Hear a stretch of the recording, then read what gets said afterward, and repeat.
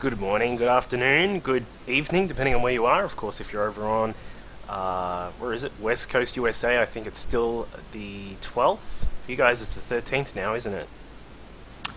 You are correct, yeah, sir. Because it's 1 o'clock. It's like the first time you've been accurate with your times that aren't in Australia. Yes. I'm proud of you, man. It's like you're growing up. Thank you. Yeah, of course, if you're over on the proper side of the world, it's Friday the 13th, so this is going to be a day where we look at something very scary and ugly, and which, you know, can be pretty much a bit of a coin flip still, despite some recent changes to the game. But of course, I personally think it's settled out a little bit nicer than what it used to be. This is late night IMBA discussions with myself and these two lovely fellows with me. We'll get to them in just a second. We're going to look at PvP. We're going to look at some replays from TSL number 4, particularly from the NA qualifier 11, NA EU number 8. Blah blah blah. There's so many acronyms and numbers in the TSL qualifiers. It actually boggles my mind. Yeah, we'll get to that in just a second. We're just sort of sorting out the replays and all of that. Joining me, we've got our Terran player, our Terran Protoss player, who of course will be able to add some insight and show us what things are IMBA in terms of Protoss, especially from a Terran perspective. It is Mr. Wigan. How are you doing? I'm also a PvP sniper, so... What? Oh yeah. I have a 100% win rate against Masters PvP. Oh really? Yeah, I mean I haven't played very many games. Dave beat me twice in PvP and thinks he's a god for some reason. So. Oh dear, oh dear.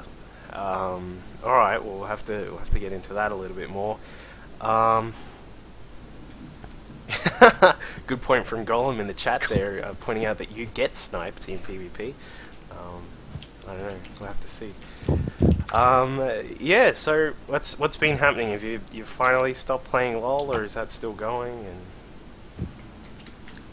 Who, me? yeah.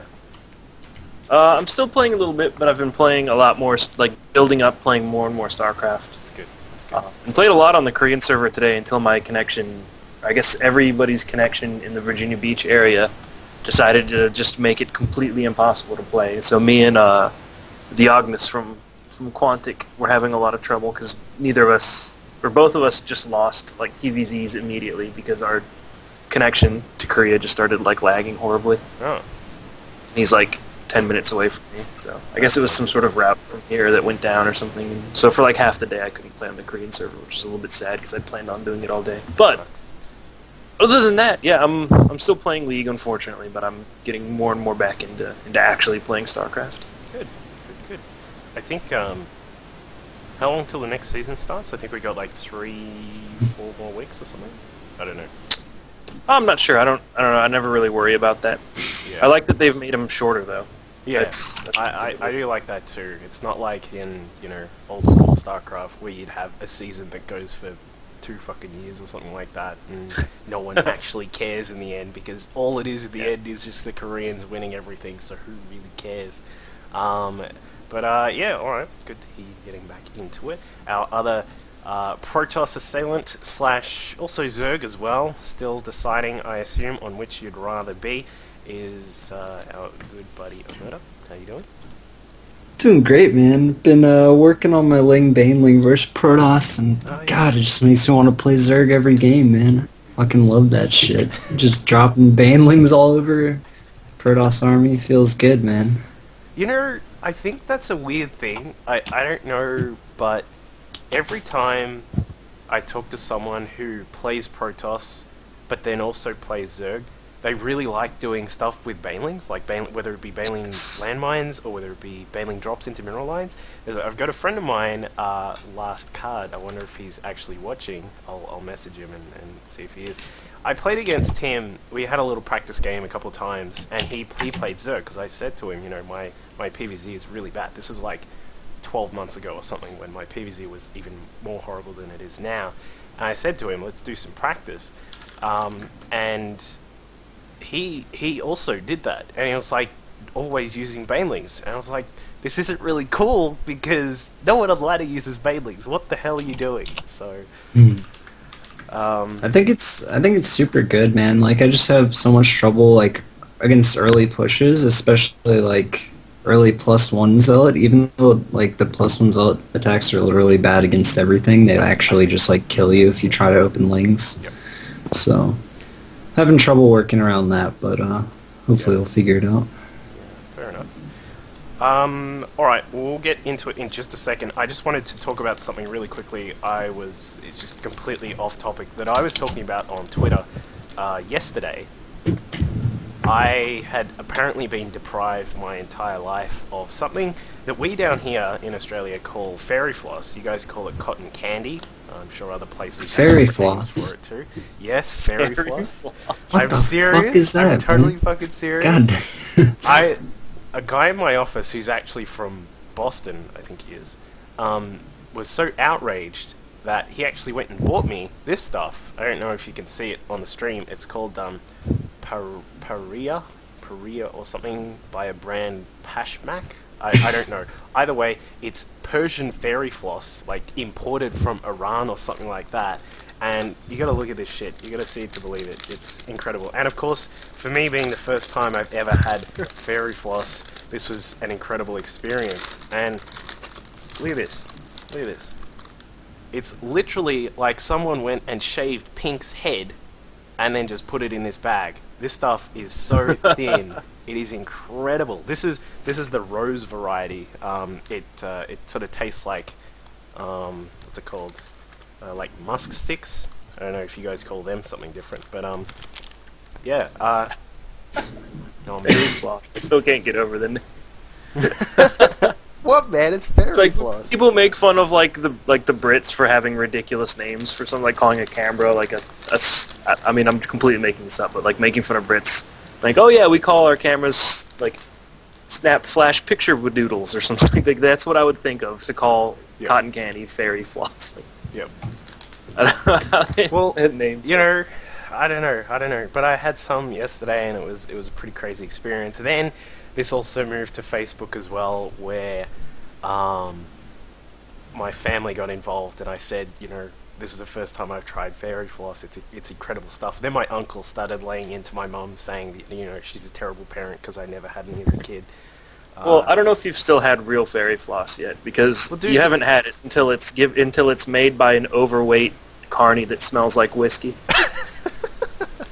Well, I was told this is the best stuff you can get because it's like imported from Persia and it's just insane and all this stuff. There's like a chocolate version, there's a banana flavored version, all this sort of stuff. I don't know. But yeah, so that was quite interesting. Alright, now that we've dealt with the very important stuff of the day, show's over. That's it. Yeah, Thanks, well, guys. yeah, pretty much. Hope you enjoyed that show. Well, as I said, what we're going to look at is some PvP today. Starting off, we will be having a look at good buddy.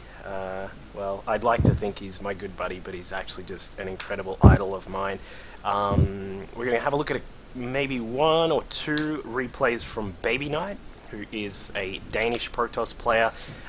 He's going to be up against another player who I'm sure most of you will have heard of, especially if you're from the EU scene.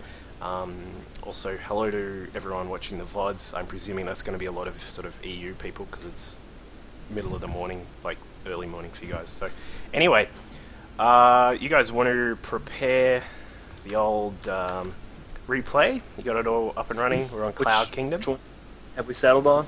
Yeah, Elfie Yeah. versus BabyKnight on Cloud Kingdom. That's game 2, correct? Correct. First So- one's okay. not very interesting. All right.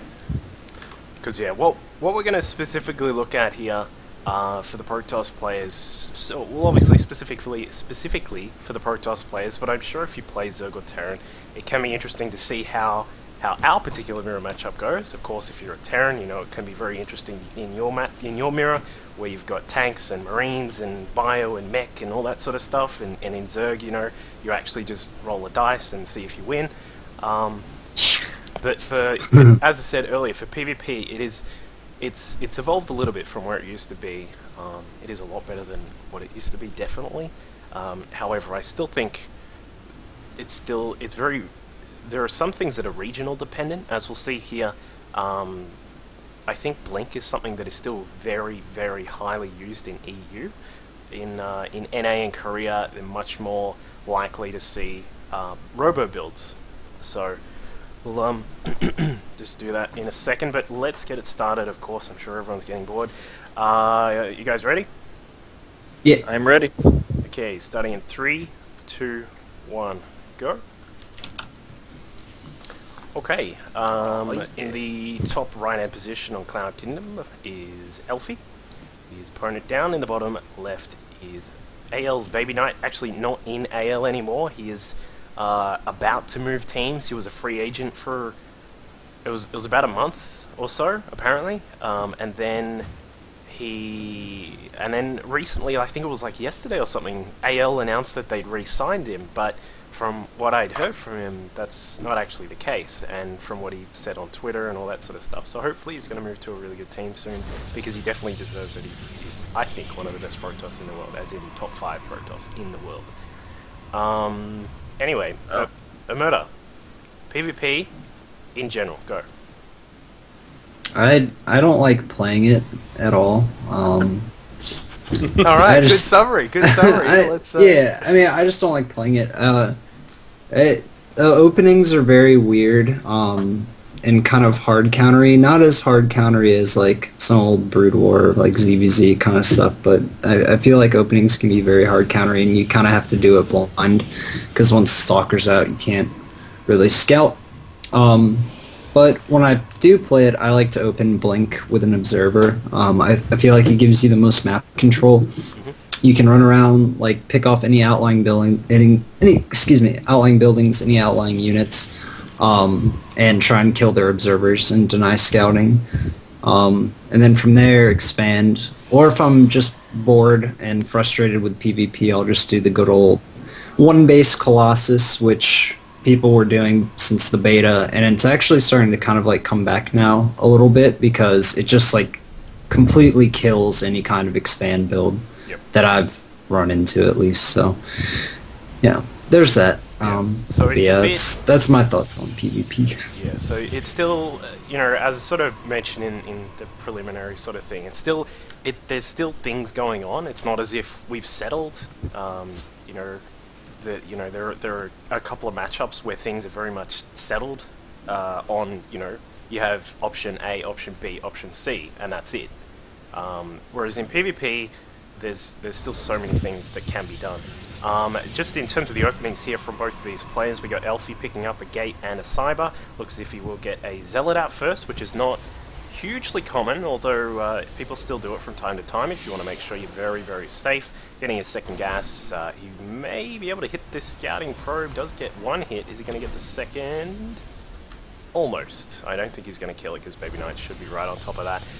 Chrono boosting out his Warp Gate tech. He puts down 2 or maybe 3 on that. I didn't actually count them all. BabyKnight, in the meantime, is also on 2 gas. Got the Warp Gate tech on the way. He, however, is going to chrono out units. And now this is something which was a little bit popular for a small while, where you would actually save up a lot of chrono, make it look like you were going to 4-gate, and instead you actually just throw down all the chrono on this gateway, get 2 Stalkers out straight away, get the Zealot also across the map, and just sort of surprise your opponent and say, hey buddy, I've got a Zealot and 2 Stalkers right in your face straight away. And if your opponent skips the early Zealot, if they go for a sentry only, like a single sentry based opening, then they're pretty much dead. So yeah, I actually love that, man. Like, that's how I use my chrono early in every PvP, is on the gateway. Because I feel like getting early units out is just so good. Like you said, you can punish someone that's really greedy, and you can deny forward probes that are trying to do like some kind of warp gate rush. Like, I actually think it's better to get units out that way rather than like the old school 3 Stalker rush where you get that really fast second gateway. I think it's better to just chrono 1 gate. Oh yeah, exactly. I still see a lot of 3 Stalker rush, which is still a very common build. If you don't play Protoss, the 3 Stalker rush was effectively something to try. Ooh, nice force field. Yeah, very nice force field there by Elfie. 3 Stalker was basically a way to just negate 4 gates before the much heavier nerfs to Warp Gate tech. And of course pylons as well, because pylons were a change which did have a small effect on it. Wigan, as we were talking about, there are a few regional differences between play. Do you think there's any real reason why? As I said, from my experience and what I've seen in all sorts of replays, of course I churn through a bajillion replays each week. Do you think there's any difference in the fact that EU players tend to use Blink a bit more, and that Korea and NA seem to use Robo a little bit more? Is there any sort of reason, or is it just the trend? I think that I would kind of guess that the metagame's just a little bit slower, where they're still using Blink a lot. I mean, Blink is still a perfectly viable option, but people have sort of figured out how to play safely against it. And if you play safely and have a faster Robo, you're going to have a really strong mid game against a Blink player, because you'll have Colossi quicker, or a higher Immortal count, stuff like that. Kind of the same way that like a higher tank count lets you kind of be a bully in TVT. Yep. So I'd imagine it's just something like that, but a lot of it could be like player preference. Like me personally, I'm a huge fan of the Blink builds. I like how you can control the pace of the game very easily with them. So it could just be some of that. I don't know. I don't think there's really a huge like advantage to playing one way or the other. Other than that, if you go one base Colossus, you'll kill like any expansion ever, which is a pretty nice advantage. And if you do go Blink and he goes Robo, you kind of want to get an expansion up or you're going to fall behind. You also need to do a lot of damage. Like I think that's like as we've just seen, BabyKnight picked up Elfie's Observer straight away, which is a very huge thing for this style of play. If you can kill your opponent's Observer, that's massive. If you kill the Blink person's Observer, then that's even bigger, because it does deny quite a lot of the viability of the build straight up. Yeah, I think one of the bigger things about doing this is that you do need to capitalize on the fact that you are a little bit more mobile. So being able to just catch out when your opponent isn't in their main, or if they're sort of moving out to try and take the natural, they're very big things. And if your opponent's going for a very fast Colossus, I think Omerto mentioned it before, you do need to try and get as much damage as you can straight up. And BabyKnight's done a good job of that. He picked up 2 Immortals. He did lose quite a few of his Stalkers, but he's still doing quite a lot of damage here. Yeah, there were some interesting, important things that happened early. Even with that force field that caught that Stalker, killing the Stalker and lowering that helped Elfie feel a little bit more comfortable in the very early game. But it did give BabyKnight a really nice scout, because he just ran that all up, saw exactly what Elfie was doing. And that blink play just a minute ago was kind of interesting. It was pretty bad for BabyKnight in that he lost his obs, and that's an absolutely massive deal if you're going for a blink play like this, because you have to do a lot of damage. But he was able to snipe a lot of Immortals. And also gets Colossus just now, which is pretty huge. Yeah. So he's doing the best he can with this, and Elfie's not really doing a good job of protecting those really important Robo units. But this is kind of a scenario where BabyKnight should feel like he has to almost all in or do a lot of damage, because to be perfectly honest, like he's got an expansion up that should not stay up when there's Colossi coming out on one base. Yeah. And this Robo, or this Blink pressure, is not going to last very long. As soon as he snipes that Observer for a second time, it's pretty over with. Yeah. Omerta, you're on one base like Elfie is at the moment. You've got a lot less mobility here. You're in fact going to lose. Is he going to lose his second Colossus? I think he's about to. Yes, he does. Stalkers blink away. You've lost all of these. You've lost, what, 2 Immortals, now 2 Robos. Are you dead? Is there a way to come back? Or are you sort of... is it good that you've got the tech there available to use, and you just need to be a lot smarter about using it? I think... Oh, I can jump in on that a little bit. Losing those Robo units like that is pretty rough. Like that's the one thing you can't do when you're doing a build like this, and that's exactly what you're hanging your strategy on, is the strength of those Robo units, especially in like a mid-game timing. And if he removes them as effectively as he has with that blink play, then yeah, you're in heaps of trouble. Yeah, I mean, the thing about this is BabyKnight is losing like his entire army every time he goes in. So like right now he's only got what 6 stalkers, and it's hard for Elfie to move out. But when he does, he's actually just got a better army. I feel like so. Yeah. Just imagine it's really tough. This is the, just really annoying to play against. This is exactly why I like to open Blink Observers, because you can just be completely obnoxious like this while you set up your expansion. It's really hard for them to just actually attack you ever.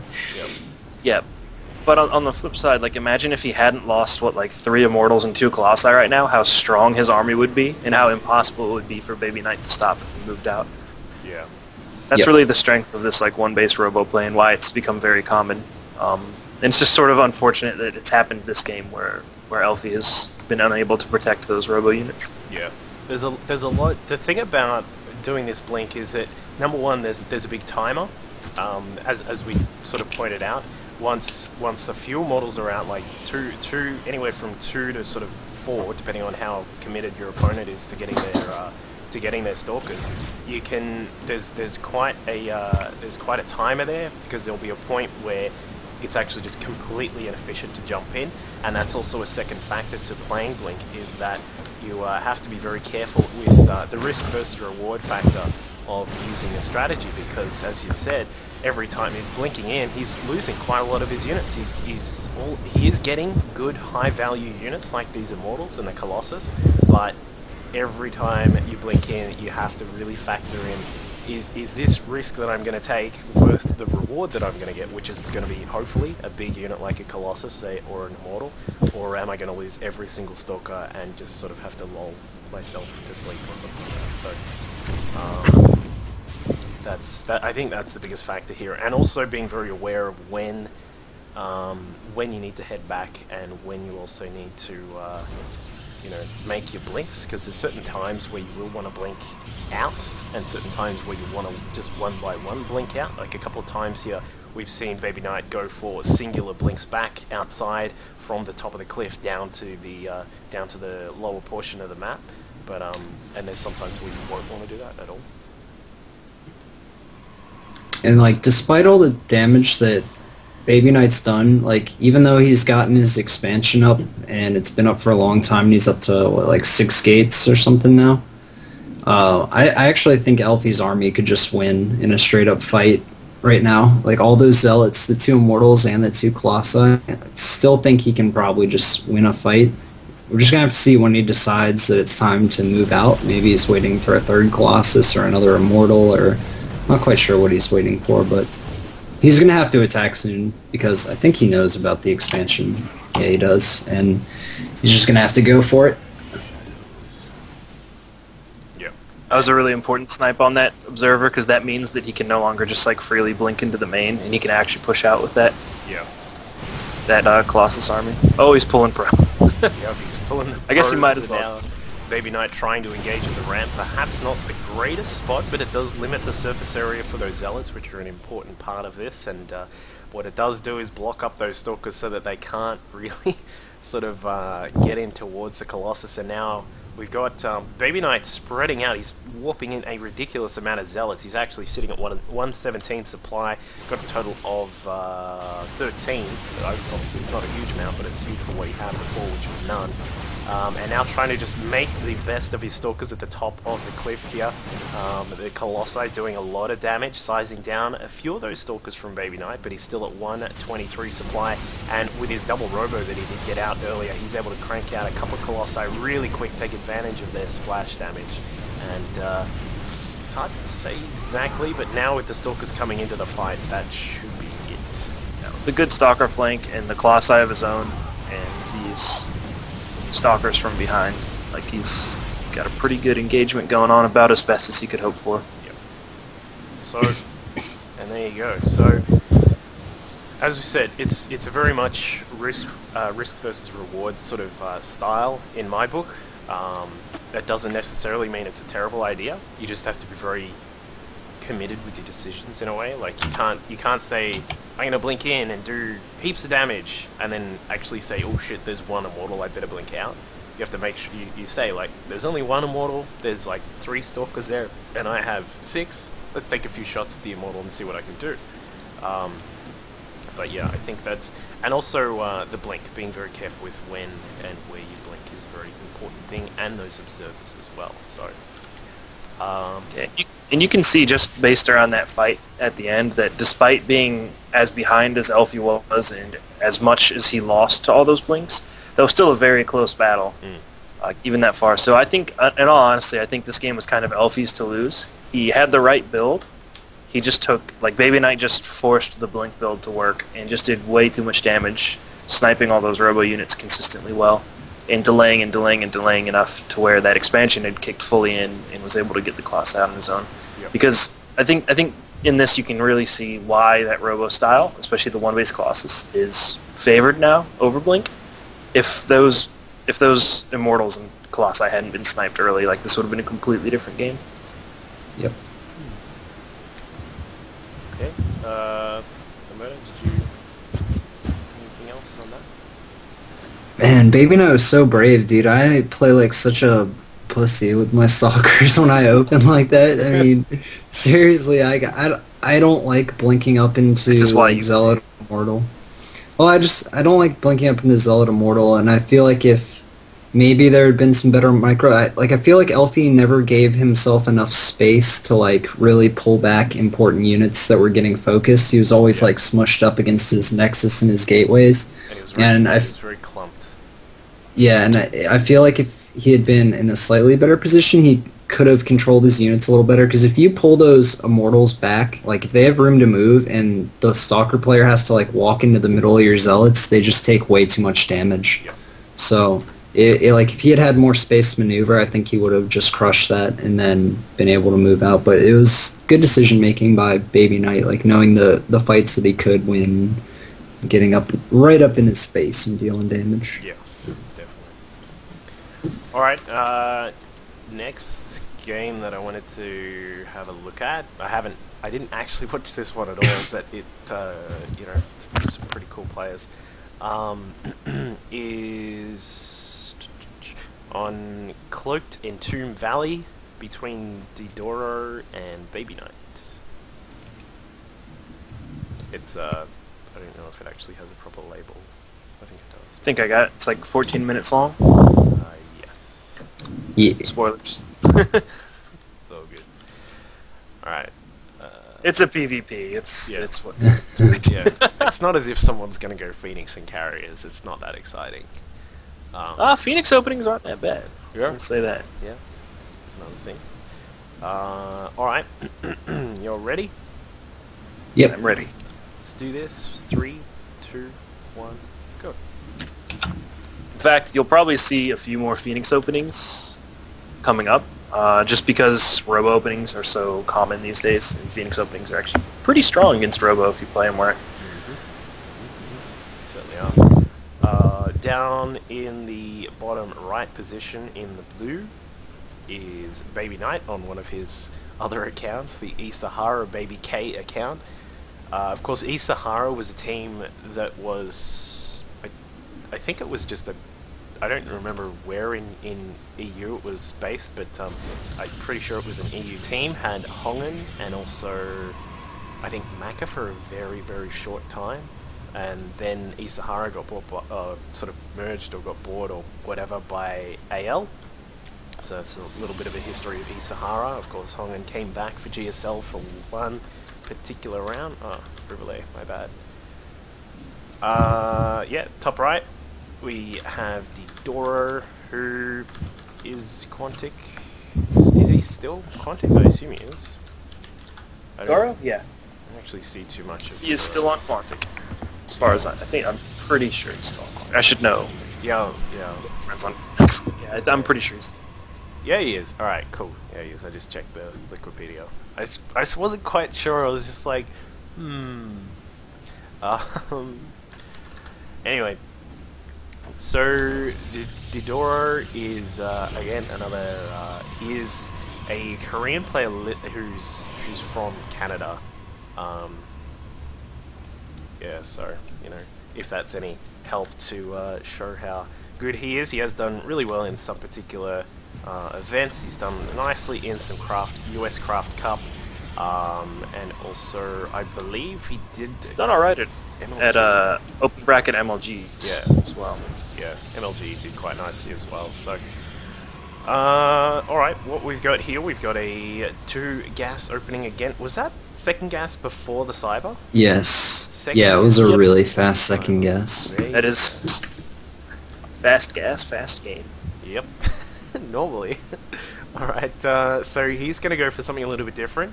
We sort of mentioned before that this particular matchup hasn't really settled, per se, on you know, the very much standards. But as we can see here, Dodora is going to bring it out and change it around a little bit, getting the second gas first. Oz and a couple of other players have been doing this a little bit more recently. It can lead you to a little bit faster tech. Of course, you can get your robo up a bit quicker.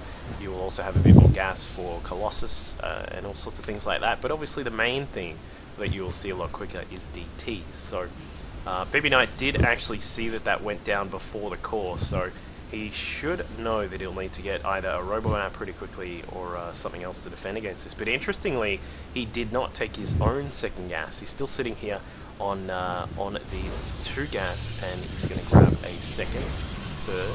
He's going to grab a fourth. No, he's not going to grab a 4th gate. Thought that was going to be an interesting opening from him. But yeah, Entombed, these positions, a little bit weird because you do have this backdoor path which Dodora is just walking through, where you can put down pylons in weird spots. What is Dodora doing? I don't know, this is a pretty strange opener. I was going to say that I wouldn't be surprised to see DTs from Doro, because I've seen him do it before at MLG, I think against Liquid Tyler. Yep. But that Robo and that high sentry count, I'm not sure. It could maybe Sentry drop? I don't know, actually. It's pretty weird. Could be some kind of sentry drop shenanigans, I guess. No murder? Any thoughts? Oh, no, this is actually a really interesting way, and I actually think it's a really good way just to do 1 gate robo, because if you have 3 sentries out by now, then your opponent cannot 4 gate you. It just won't work. You have too many force fields. No. Oh, almost got it out. But yeah, he's got like 5 force fields, and if you have 5 force fields, there's no gateway pressure that will get into your base ever. He had to use too many there because he was a little late on his first force field, but you can see now he's got more force fields and an immortal out. It's like super well timed, like for counter aggression. Very nice opening. It's pretty nifty. Yep. I wouldn't be surprised with that 4 gate, but also providing the threat of well, 4 gate or 3 gate, because I suppose BK hasn't actually gone for a 4 gate itself, but it also provides that threat. As we said before, you know, oh, he's got 2 gas, he's going to go DTs. It sort of puts that mindset out there to say, oh shit, I need to get a robo because this could be happening. So yes, very nice. And I think it'll be Robotics Bay. Yeah, he just started. Alright. So it's an interesting response from BabyKnight too. He went ahead and got his second gas out of the Twilight. Looks like he's about to expand. Yep, there it is. So it looks like he's going to be relying on that blink micro again to try to keep Doro in his base for as long as he can to let that Nexus kick in. And this is when you use sort of you don't necessarily need to kill anything with blink in this kind of situation. This is when you use blink as a delaying tactic, kind of the same way you might use it like Muta or Drops his Terran. You just want to keep Doro in his base with that relatively immobile Robo, so he doesn't come killing your Nexus like Robo's kind of designed to. Oh, or he's just going to back up and make me look like an idiot. he's like, why are you doing that, BabyKnight? I heard you were not going to do that now to make you look like a fool. I don't really know. I don't really understand that decision. He's like no reason he has to back up in that situation, but all right, why not? Yeah. So we are going to get a it could still be like a version of an expand with 1 base, but it doesn't look like it now. With the 1 Colossus coming out, he's going to be able to trample some force fields if there are any. We'll see if he's going to get a second Colossus. I don't think he's going to, because he doesn't really have the money for it just yet.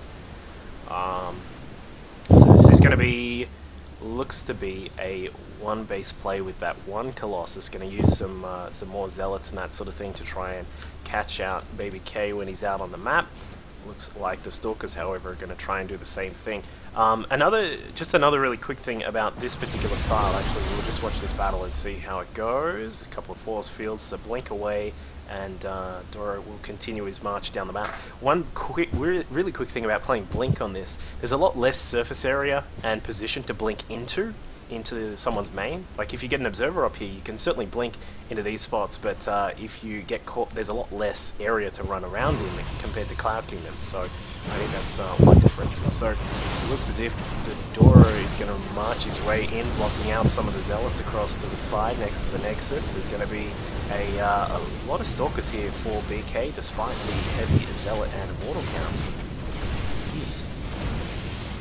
Yeah, this is going to be pretty tough for him to hold, though.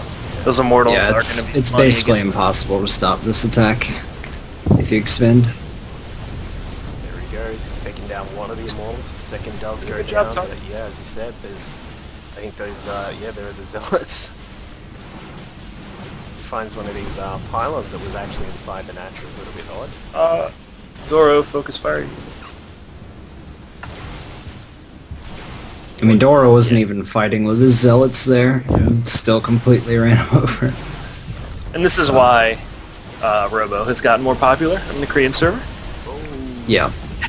If there's one This thing is actually similar to what I do in PvP. Like, I wasn't getting my second gas as fast, but just this one Colossus push with 2 Immortals is seriously it just kills like an expanding Blink player. It's literally impossible for them to stop. He's doing some really nice blinks to keep some of those Stalkers out of the battle, but unfortunately with every Stalker loss, that means that BK gets closer and closer to death here. I mean, he's lost so many pylons as well, which did put him in the red. He's not able to walk too much in because his gateways were unpowered for so long. Probe's getting a few kills in the mineral line though, you don't see that every day. And wow, he's he's removing some of these units off the field, but again, without the reinforcement capabilities here, BK is putting himself in a very troublesome spot, and it's going to be hard for him to actually get out of the spot, given that if he wants to put a pylon down, he'll have to put it right on top of where the Colossus is. But he does get it. Gets the Colossus.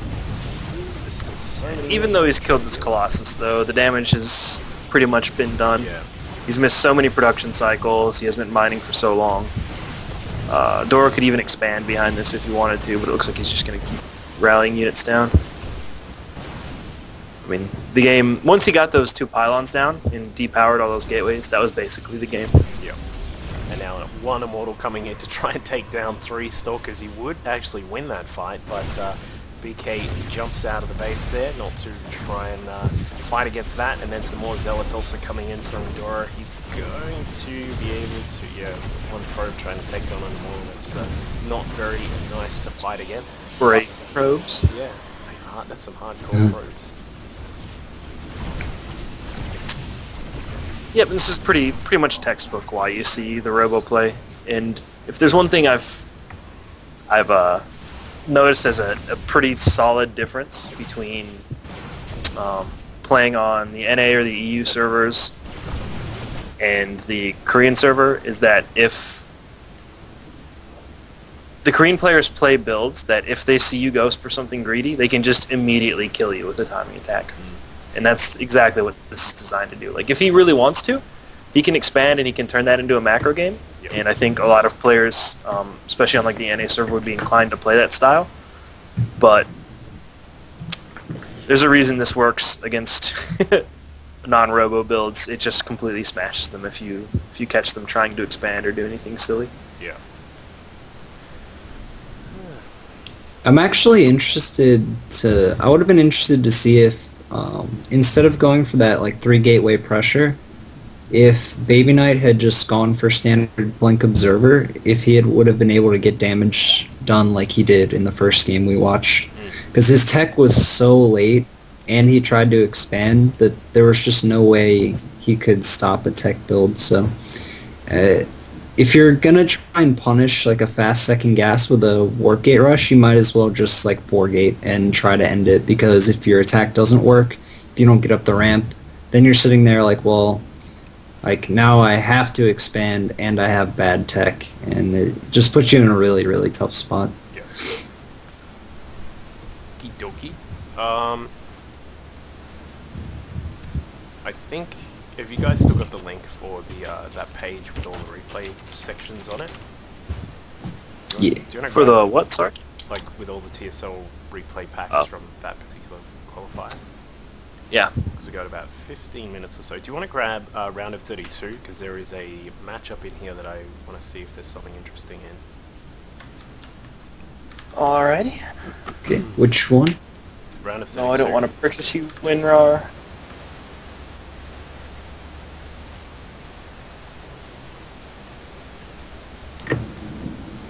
Okay, and which game are we looking at? Oh, shit. Wait.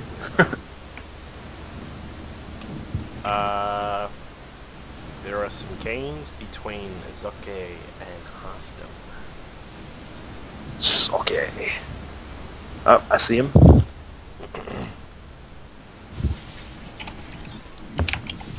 two want to pick one?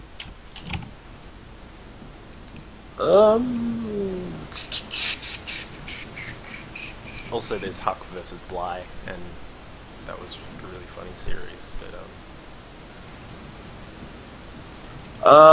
let's do this PvP, considering that's what we're focusing on today. I guess we could just do Entombed. Seems like a decent lead. God damn it, where is it? Oh. The game ends at a time that PvPs don't necessarily end at, usually. So it's probably something interesting happening. Dears. Alright. You got it, Ameta? Game 3 on Entombed, right? Yeah. Yep. Yep. Good to go. Okie dokie. Alright, let's hope something cool happens here. Starting in 3, 2, 1, go. Alright. Oh, the F1 split from Mars. Wow, the F1 split. Yeah, well, that's crazy. I did not know he does that. I've never seen him do that. Alright, for those of you playing at I've home... literally only seen Torch do that. Like, he's the only person I've ever seen do that. In an actual game is Torch. Yeah. Back in, like, GSL. Yeah, for those of you playing at home, this, our green Protoss down at the bottom right-hand side, we're in the same positions as in the previous game, is a player named Harstem. He's from the Netherlands. He was at DreamHack. I don't remember exactly how well he went, but he's a very good player. He put some replays up on Team Liquid of what is sort of similar to a one-gate expand, but instead of getting normally for the Protoss players will know what I'm talking about. You get your gate, you get your Nexus, and then you also get another 2 gates following that to do 3-gate pressure. But he was doing this one, which I really liked. I don't know if I can fully attribute it to him, but whatever. He's the first person I saw it. Where you actually, instead of getting 2 gates after the first one, you get a Forge, and you actually just chrono the hell out of +1 armor and get that really quickly, and that gives you, number one, the option to put up a cannon if you need to, and then it gives you that really fast armor. So so we'll have to see what he does here. His team in this particular game, he's got it listed as MCon, which is mouse control, but he's actually recently left Team Mouse Control and is now a part of Fnatic, if I remember correctly. So... Oh yeah, he was one of their recent pickups, wasn't he? Indeed he was. So we'll have to see how he goes here. Up at the top right-hand side in the... whatever stupid colour that is. What is it? Cyan? Whatever it is. Is ATN's Soke. He's... what have we got going on? Standard sort of stuff here. 1 gate, 1 gas, cybernetics core down, although Zoka is going to pick up his 2nd gas straight away.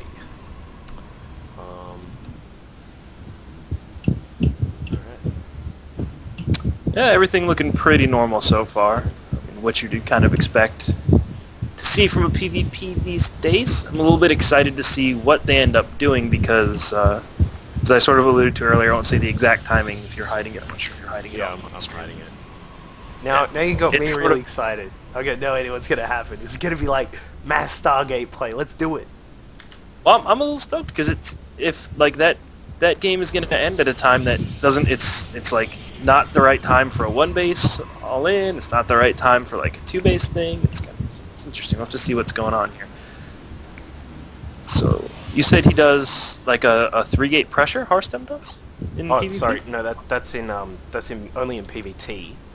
Where Oh, in he'll PvT. do Okay. a God, one-gate I'd actually really hate facing those builds because yeah, it's you can just die to them randomly Yeah. if you like aren't perfectly prepared for it. It's very frustrating. it's a 1-gate expand, then a forge after the Nexus, not 2 gates, so it's a little bit different. Okay. Is this going to be a...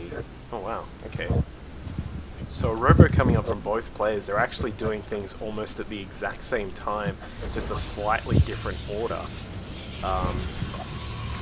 Maybe not actually, because we've got one sentry out from Zoke quite early here. He is trying to maintain a lot of map control, but he's sort of just sitting back at the moment. We have a difference of, what, 1 gate between the two, which probably means Sake is looking to expand with this. Yep. Unless he's going to do some Blink shenanigans. Is this going to be... Oh, I was going to say, if that's going to be a Warp Prism from Hearthstone, I'll be very happy. But it's not. Going to be an Observer first from him. Got to check out what's going on the map. Get across to your opponent's base, have a quick look-see and see what's going on over there. Zoke, meanwhile, has headed down to a very weird position, putting down a pylon. It's obviously very out of the way. You wouldn't expect Hearthstone to find this pylon, but it's also very far away. I don't know, it's kind of odd. Omerta, what do you think of that pylon over across to the left side? I don't know what it's I guess there that's for. a backstab pylon. Yeah, it's just, Yeah. it's just that sort That's of...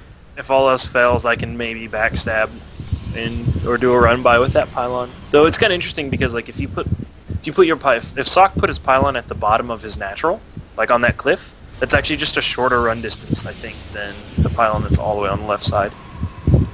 And it's still a safe pylon that's not going to get picked off. Yeah. So that's kind of interesting, I guess. You got a fan on, Wigan? Oh, sorry. Sorry. I'm not practiced enough in PvP to know why the difference between 2 gates for Spock and 3 gates for Hearthstone. I'm not sure exactly It does... exactly why they've made that distinction, because it seems like they're going for very similar builds otherwise. Oh, dears. This is going to be the speed... Oh, prism never mind. Now I know. There you go. Alright, so yeah, There's the difference. Yeah, the delay on the 3rd gate, of course, is to get out...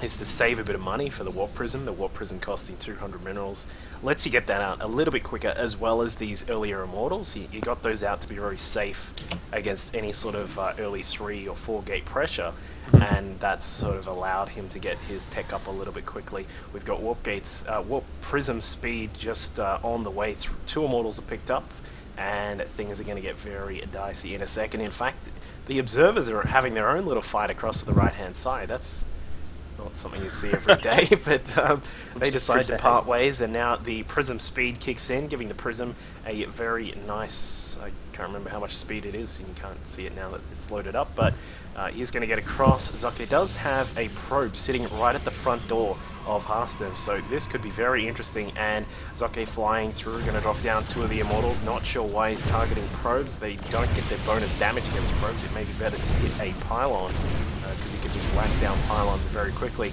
And yeah, you can see, yeah, there's a really interesting difference between the units here, because Hearthstone doesn't actually have too many Stalkers. He can't really do anything against this Prism, so gets away scot-free, takes no damage at all. The Immortals didn't take any damage as far as I could see as well, so gets a few probe kills, not a huge amount, but you know. Oh, for the record though, 2 Immortals will one-shot a probe. Yeah. So even though they don't get bonus damage, you can still one-shot probes. Yeah, it's just... And I really like really the decision to do that in that case, because he wouldn't have had enough time to really kill anything useful. Yeah.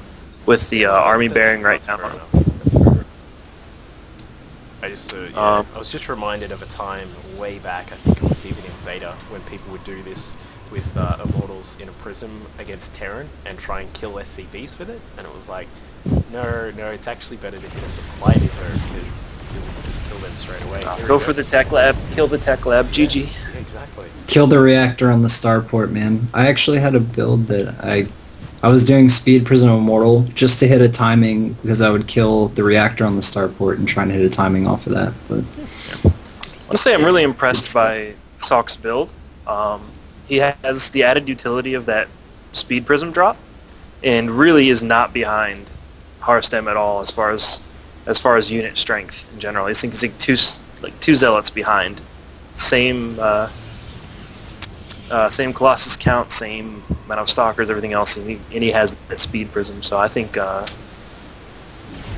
man, if I had to pick a build, I would definitely be doing Sock's build, not Harstem's. It just seems like a better version. Yeah. So Harstem's gonna have. He does not have a Colossus lead at the moment. He's getting his third one out just now. He does have extended double lance already done, but Zokke does have his own third Colossus already out. Yes, it is. It's over here.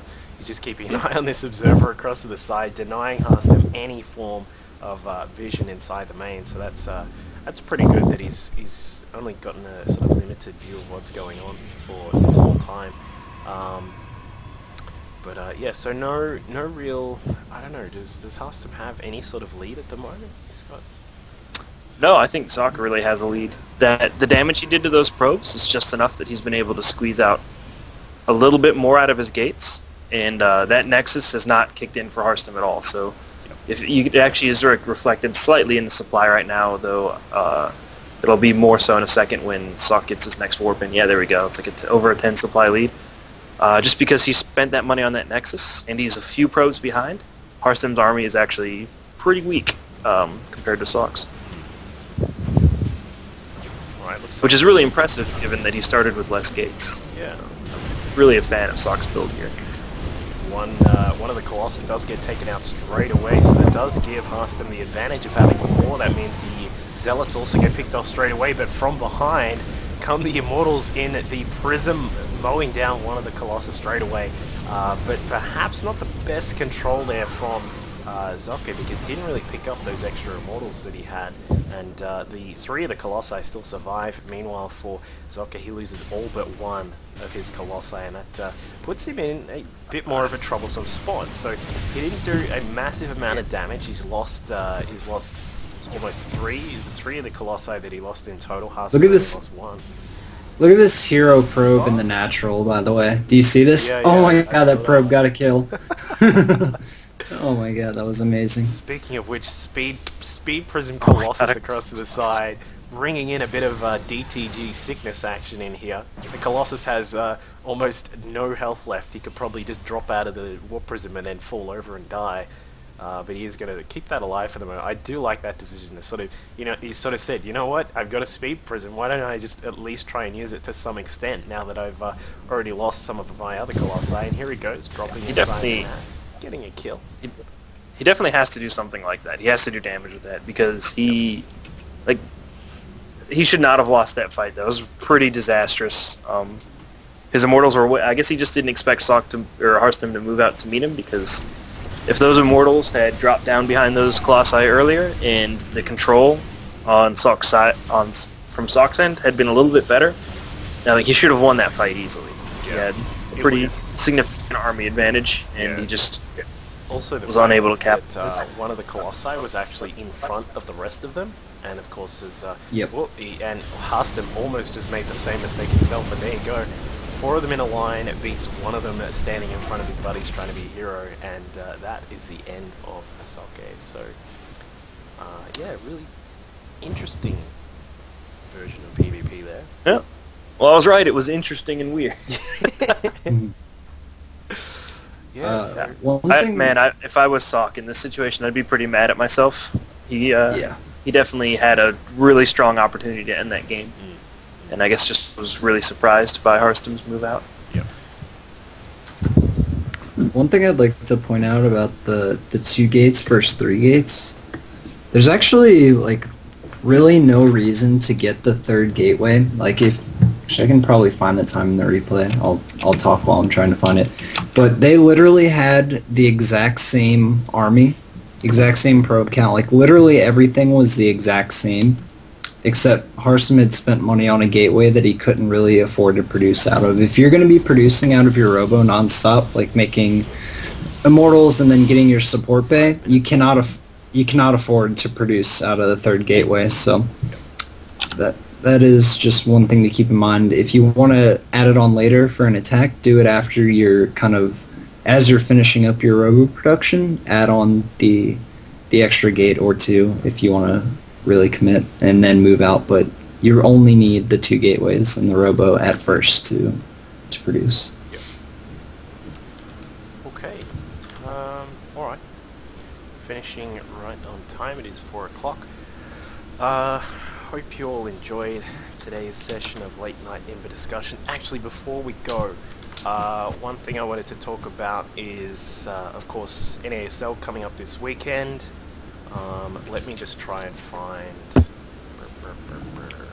all the details? Watch it. My boy Clutch is hosting it, Yep. so it's going to be pretty sick. We got Clutch hosting. There are HD passes, also for NASL, and that gives you access. That's not only NASL, but of course the Canada Nationals is also on this weekend down in Toronto town.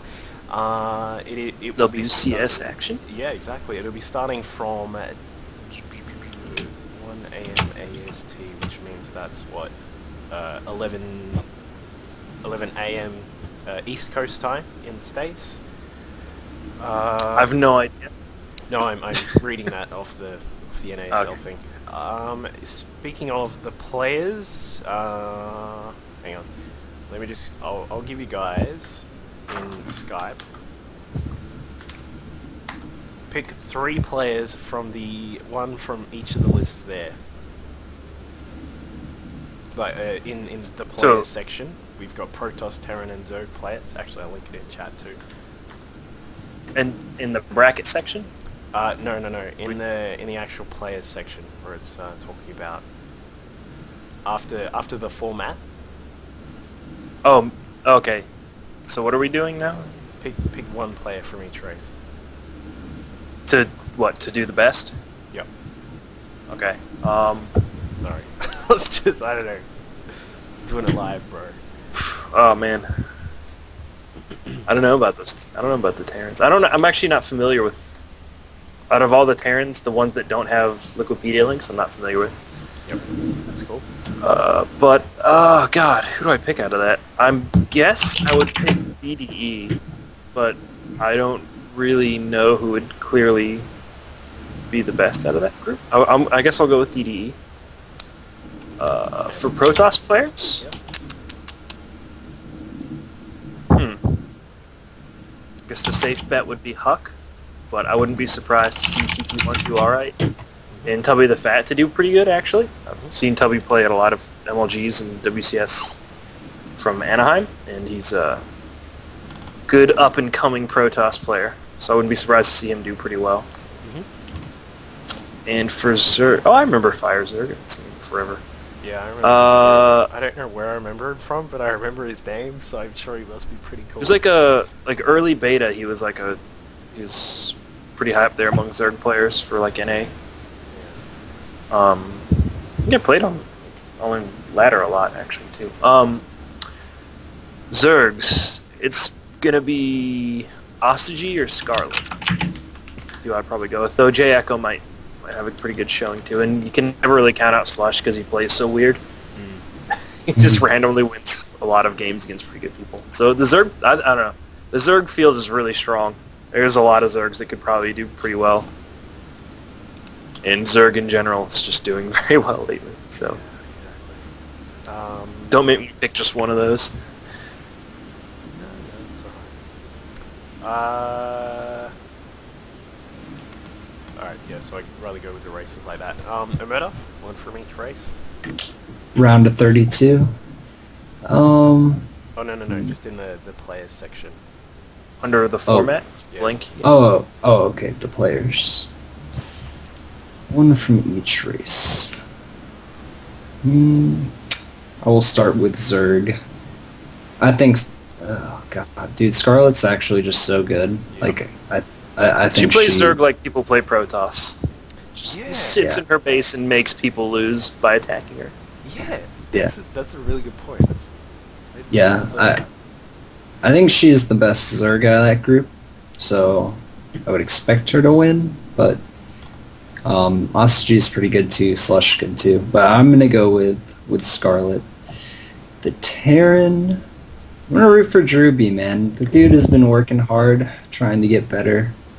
DD is good, but I think Drewby will come out of there.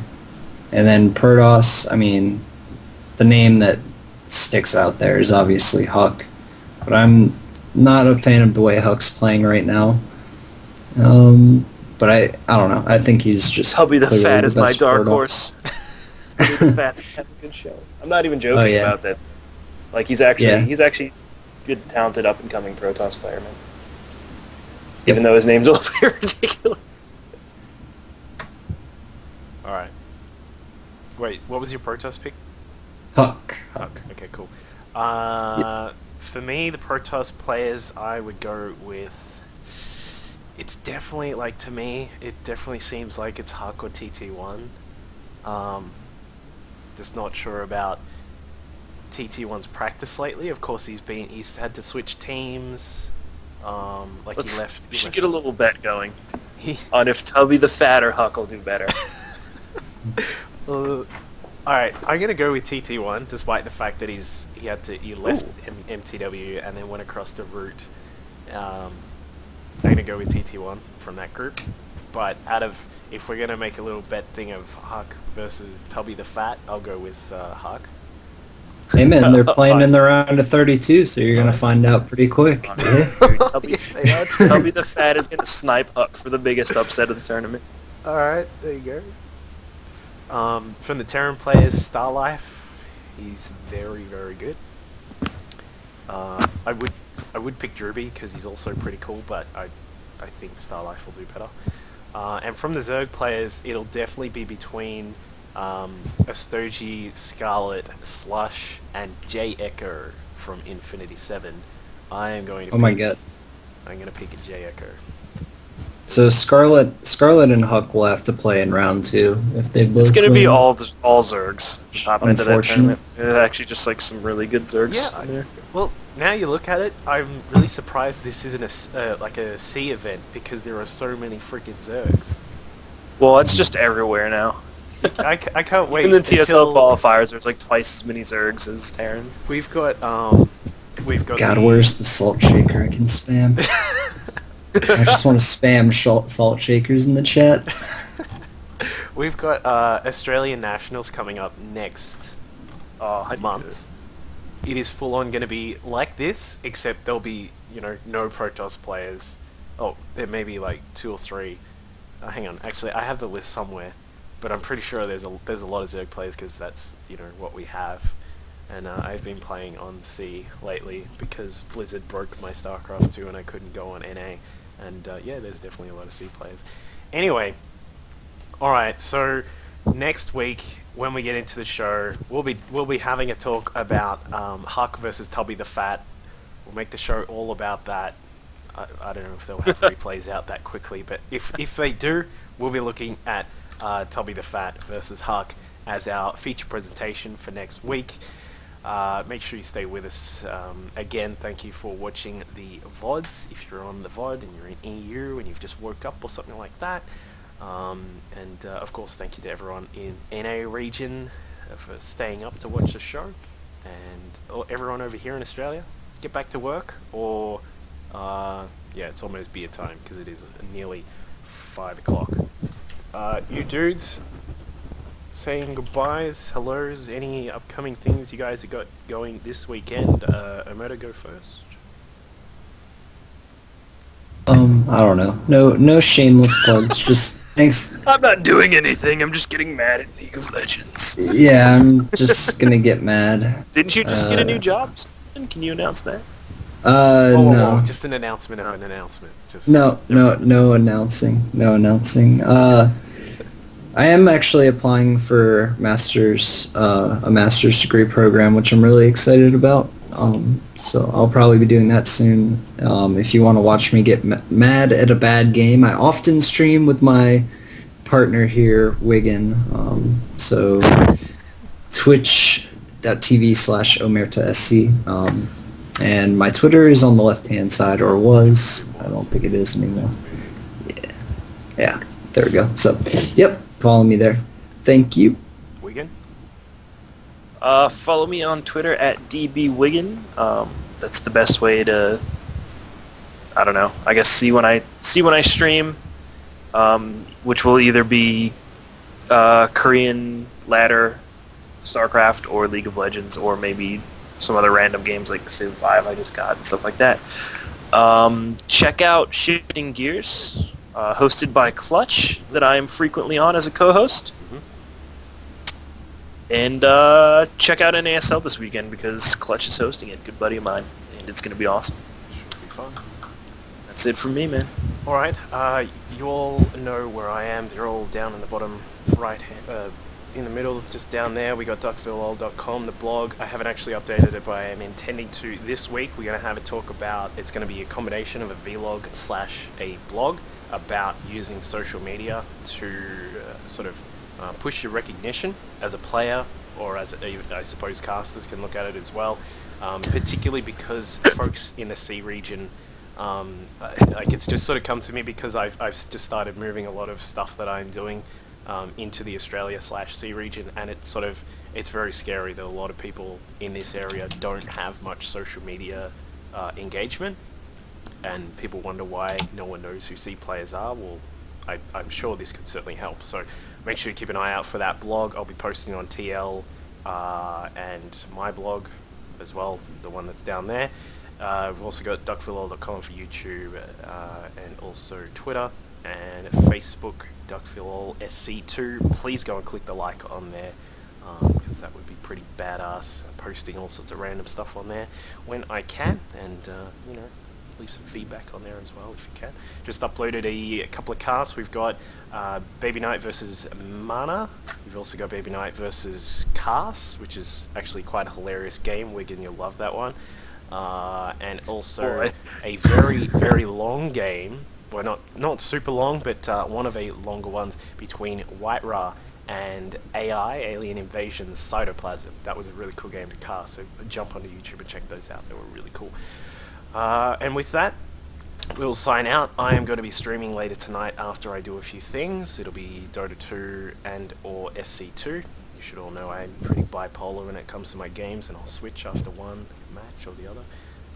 And thank you all for tuning in. We'll catch you all next time.